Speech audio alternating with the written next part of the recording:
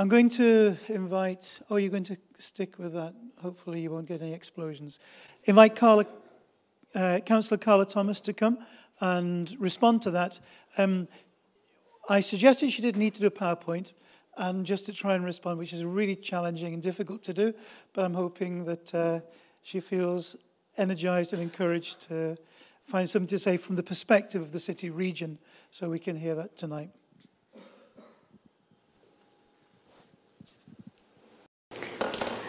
Good evening, everybody. Thank you very much to the Engage team for inviting me.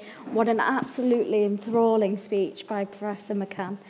I was quite relieved that he added that local councils are good for collecting bins. I wasn't sure where we were going to go with that one. Right, as said by Jerry, I'm a Sefton councillor. My base is St Oswald Ward in Bootle. I was the first physically disabled woman elected in Sefton. But prior to that, my journey was, I went to university in central Lancashire, where I studied law and French law and French. And then I went on to do my legal practice course, followed by my master's at the University of Liverpool in law, medicine and bioethics. So certainly I wasn't looking for a career with a likability factor. I was the chair of Merseyside Police. I'm still the Deputy Senior Governor at Clatterbridge Cancer Centre. I'll just give you a little bit of a background about my ward, St Oswald's. Due to its demographic makeup, there are high levels of poverty and poor health seen across the ward, and coupled with the changes of the welfare system and the demands on the services in the ward, they're greater than those compared to the rest of Sefton. I've been working with a group of residents called Community in the ward, and they formed an alliance to come together with new ideas to improve their area and to tackle the increase in antisocial behaviour and the blight of the scrambler bikes. I've joined in various activities, and one of the most recent ones that they held was a children's conference, which was really great. They got the kids together in Litherland High School, and they were able to engage about things that they'd like to see transform their area. And I've even managed to get 2 of the children onto BBC Radio Merseyside to give them a voice. Because it's their future at the end of the day. We want to hear from the children as well, not exclude them. It's great to see how the community as well has risen to the challenges that they're facing, because I do believe there is strength in community. As a ward councillor, I have been encouraging people to play more of a proactive part, working together in an equal and reciprocal partnership with community-managed projects. A lot of the people in the area are passionate and innovative individuals. They just want to make their community a better place to be and develop stronger links with partners across the area. And there are community wealth building opportunities and projects that are ongoing. On the 5th of May 2017, Steve Rotherham was the first elected Metro Mayor in the Liverpool City Region. And he leads the combined authority in its work to drive prosperity, encourage innovation, expand opportunities for people and communities across the Liverpool City Region, as well as help improve jobs, investment and quality of life. Compare that with Greater Manchester. Andy Burnham, he was able to hit the ground running. In Greater Manchester, they have a long history of inter-council collaboration, which when you compare it to Steve Rotherham, his first priority was to set up an office and recruit some staff. It was like turning up at the Marie Celeste. One of the key challenges for Steve as well was managing political relationships with the combined authority. Whereas in Greater Manchester, as has been previously said, they were first to negotiate the devolution deal and also to give birth to the Northern Powerhouse. Andy has an extensive range of powers. He has the Police and Crime Commission role, which was a duty transferred to the mayoralty on its inception. He took office with a civil service at his disposal, and it was far better resourced and well established. We're looking now at what devolution means. Well, it's the decision-making powers and funding that's transferred from national government to here in the Liverpool City Region for us, and ensuring that the decisions are made closer to local people, communities and businesses that are affected. It provides us with greater flexibility and freedoms at a local level, meaning that other partners can work together through the combined authority in order to make a real difference. So our combined authority, for those who don't know, in the Liverpool City Region, it's made up of 6 of our local authorities. So in that you've got Halton, Knowsley, Liverpool, Sefton, St Helens and the Wirral. All of our local authority leaders, however, are men. And what Steve's trying to do to address the gender imbalance is he's introduced all women deputy portfolio holders, including myself. All of us have been proactive in getting engaged with various projects, and we've hit the ground running ourselves. I think it will be interesting to see some of the projects that are going to come out over the coming months as well. But devolution, there's been a vision that we've set, and it's based on a set of core aspirational ideas and shared values. So we want to define what region we want to be. We want to be a region that's ambitious, fair, green, connected, and unified. We can make a positive difference to people's lives with real and valuable change to benefit everyone and leave nobody behind. But we have to get out into the communities because they know what they need. Devolution is going to bring with it many opportunities. An opportunity to make the Liverpool City Region sustainable in the long term.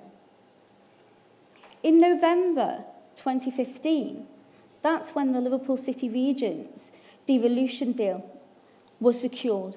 And we got an extra £900 million funding, which was spread over 30 years, identifying a number of priority areas for the decision-making and resources. So it's going to be controlled locally on things like transport, your housing and planning, energy, employment and skills, culture, business, growth and support, and finance. The Liverpool City Region has been one of the areas of the country that has been hardest hit with austerity, with its 6 local authority budgets that have been cut by nearly 50% since 2010. There are 1 in 3 children living in poverty in our region.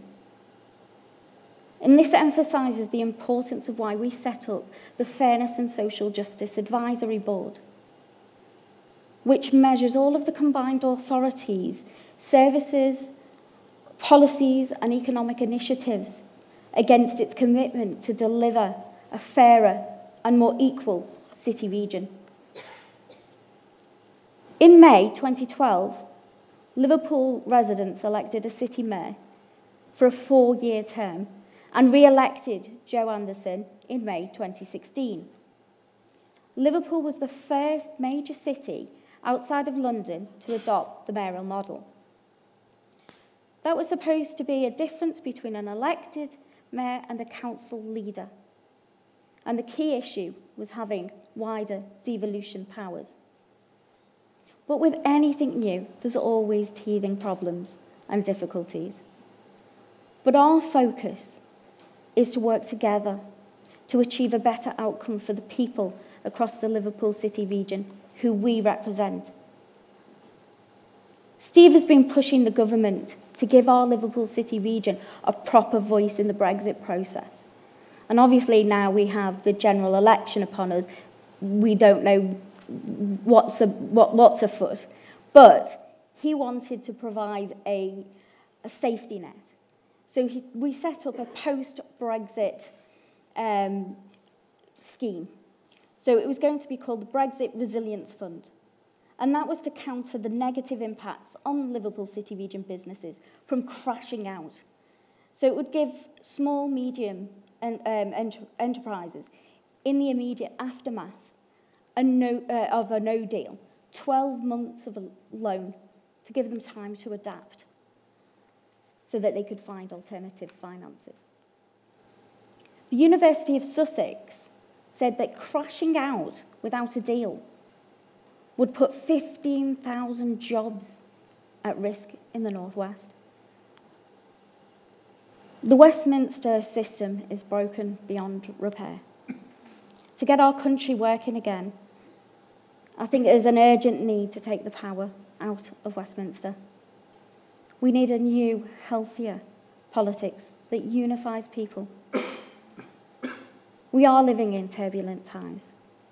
Brexit has brought us all into one of the most disruptive, belligerent, chaotic processes, bringing with it hostility, division, hate, corrosive relationships and rhetoric, and it's been tearing at the fabric of our society.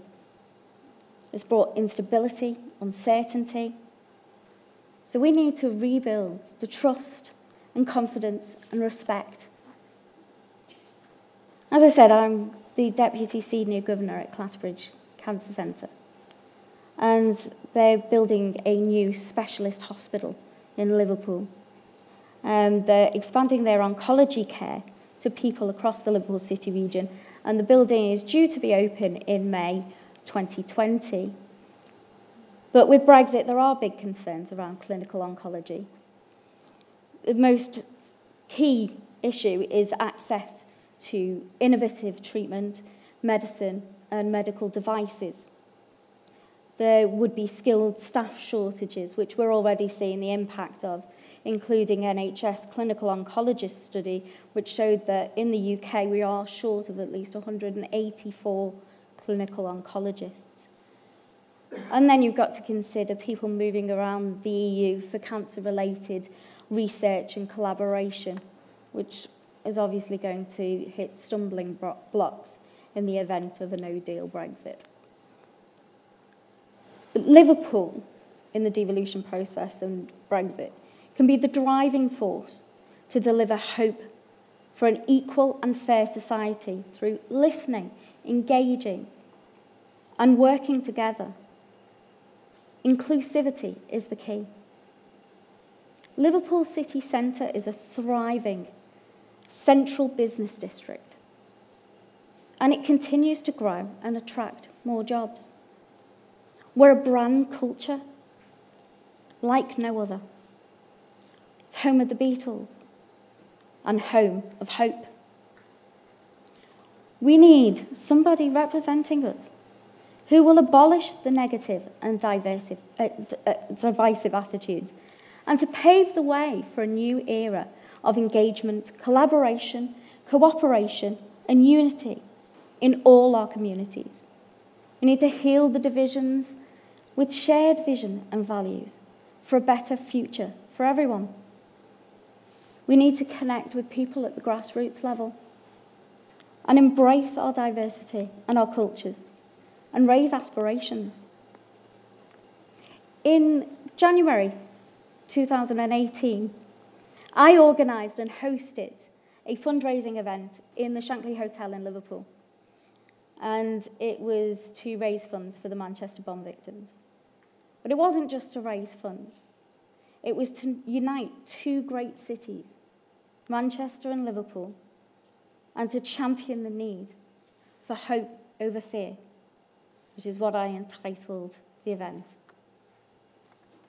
And that's what we're looking for. Thank you. And happy Halloween.